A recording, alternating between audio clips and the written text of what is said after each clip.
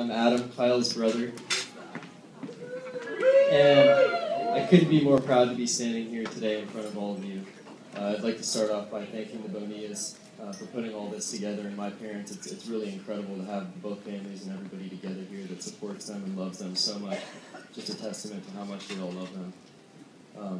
This has been the biggest honor bestowed upon me in my whole life, and I feel so proud to be standing here today in front of both of you, my brother and best friend, and I can now finally proudly and happily say my sister.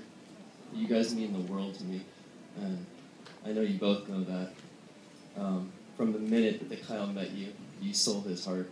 I've never seen him happier in my entire life, and it's really just an incredible thing to see every day. You two love each other so much, and the caring, and where you guys are taking your lives together, it's remarkable. You know, everything that you have together, the family sense, you both support each other so much, you both love each other so much, and I mean, there's really no, I'm sorry, there's something else I can say. I love you guys so much, and I'm really so proud of you. Congratulations, and to a great, great, long, happy life together. Love you both. Cheers.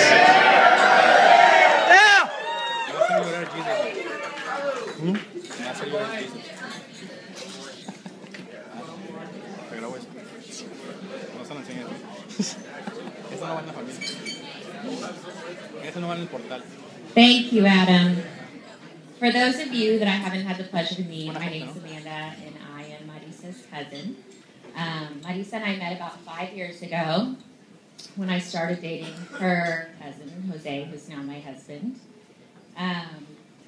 Over the past 5 years, we've become so close. Sorry, I'm trying to control myself. You're the sister that I always wanted, my confidant and my voice of reason. You are such a free spirit and an incredibly beautiful and intelligent woman. And tonight, you've never looked more beautiful. When I met Kyle for the first time in 2010 in Vegas, of all places, for the wedding of my mother-in-law, Marisa's godmother, I knew that if Kyle could survive a Bonilla family vacation that he was in for good. And I knew that Marisa needed to find somebody who could treat her as well as her father treats her mother. And I see how happy she is with Kyle and how he worships her. And I really thought they're going to end up together. They're going to marry each other. And here we are. So about a year ago, Marisa and Kyle came over to celebrate their engagement. And it was then Marisa surprised me and asked me to be her matron of honor. We, of course, both cried like babies. And I made a promise to her that Jose and I would put off trying to have another child so that she wouldn't have a really fat matron of honor that ruined all of her beautiful wedding photos. But that didn't really work out so well. So I apologize, and I give you permission to crop all those photos. Yes, blame it on Jose. So sorry. It's been a journey and an honor being able to go through the wedding planning with you and Kyle over the past year. And tonight has exceeded any expectations that I could have ever imagined. I'm almost sad that it's all over, but for you two, it's all just beginning. To quote my favorite rocker of all time, Steven Tyler, life is a journey, not a destination. So don't think too much about where you will end up. Think about and enjoy your journey together. You're both very lucky to have such an excellent resource in both of your parents for any marriage advice that you may need. They both have close to 30 years of experience on Jose and I, but in our puny 4 years of marriage, I've learned a few things that I'd like to share with you that maybe they don't feel so comfortable sharing with you. So this one's for you, Marisa. Kyle, your must. Do Kyle's washing for him. Make him think it's the most strenuous chore that you could do so that he's super grateful for all the sweat and hard work that you put into doing it for him.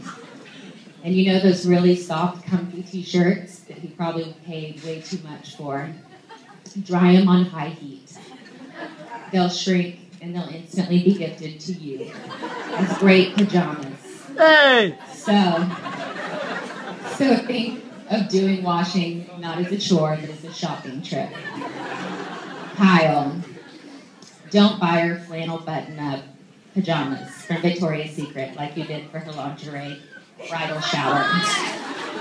In all seriousness, I know you are trying to respect her family and yours as well, but you're the one who has to stare at her in them. So do yourself a favor and buy the things that you're really staring at in the catalog. You're treating yourself, okay? For both of you, and this is my last bit of advice, and it's a corny one, but a very true one. Never go to sleep angry with each other. In all seriousness, I've never seen a couple more in love and more full of life than the two of you. I've shown pictures the two of you will send me from time to time to family or friends. And the one constant that everyone always says is that you look like you're having so much fun together. You found something so special, and for me it's been a real joy and very entertaining to watch grow over the past 3.5 years. I know that my sister and my best friend has been well cared for by her father, Juan, as a Bonilla for the past 24 years. And is now, I know, in good hands with Kyle as a Dagan for the next 70 years. So if everyone could please raise their glasses to Marisa and Kyle, this is a toast to you, my salute to you both. I cherish our friendship. I love you both dearly. And so we all honor the unique love that you both share with each other. Cheers and salute to the bride and groom. Cheers. Bravo. Okay, now that's over with. I can breathe. At this time, I'd like to introduce my uncle, Dr. Juan Bonilla, for the final toast of the evening.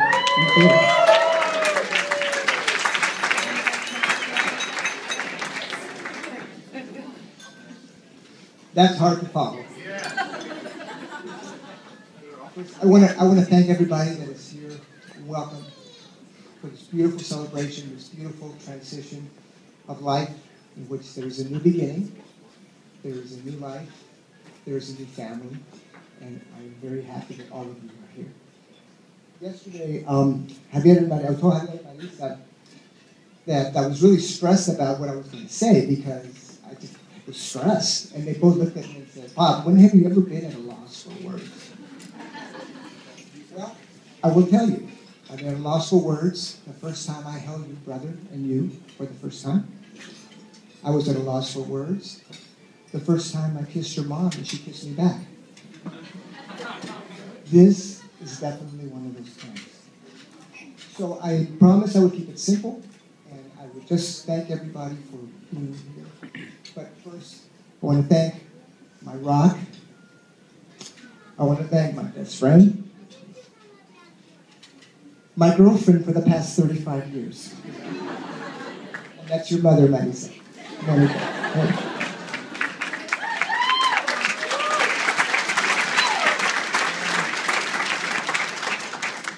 Next, I want to thank Jeff and Karen. What can I say? You have two magnificent sons, Kyle. It's a testament to you guys. It's a testament to how you've been with them, how you have lived your lives, and how blessed they are to have had you in their lives. So I thank you.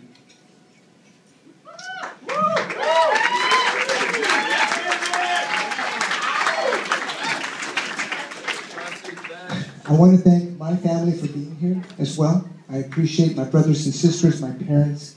I love you all very much. And finally, I want to thank everybody that is here. As a long-distance dad, I thank you for opening your hearts and your arms to my daughter. It's hard to see her live so far away, but I feel very safe that she's close to you, all of your extended family, and all of your friends. Now, finally, I have some words for my daughter. You know, throughout the past 24 years, I said some really crazy things to you. And it was all about boys, right? You've heard me say some incredibly crazy things like, if you like a boy, want to follow your heart, it's fine, but don't forget to take your brain with you. I've said things like, if you like a boy, your heart and your brain have to match. And your favorite, the 3 questions that every boy you like must answer, and they all must be yes. The first one was, does he follow God's rules? The second was, does he follow your rules? And finally, does he follow your parents' rules? But that's crazy things that I've said. This morning, as I was out taking a nice leisurely stroll through our beautiful city in the morning, went down to Breckenridge Park, and I'm thinking of all these crazy things that I said to you. And it suddenly hit me that all the things I said to you about boys really were more warnings, and almost as if boys were really evil. And I suddenly realized that what I should have said was the following.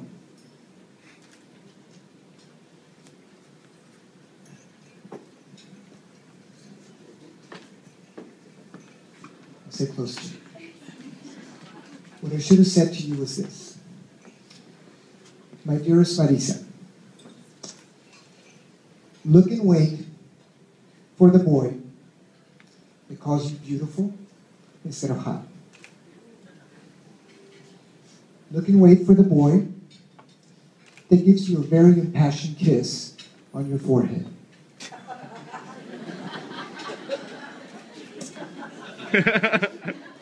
Look and wait for the boy that keeps calling you back over and over after you had a meltdown and you hung up on him over and over. Look and wait for the boy that loves holding your hand in front of all his soccer buddies. Look and wait for the boy that wants to show you off when you're in jeans, a sweatshirt, and no makeup. Look and wait for the boy that wants to lie under the stars and listen to your heartbeat and just stay awake to watch you sleep. Look and wait for the boy that is constantly telling you, I can't live without you, and my life is incomplete without you. Finally, look and wait for the boy that behind your back smiles, points to you, and tells his friends and his family, that's her. To you, I bless you. May God bless you. God bless everybody here. And I raise my glass to you.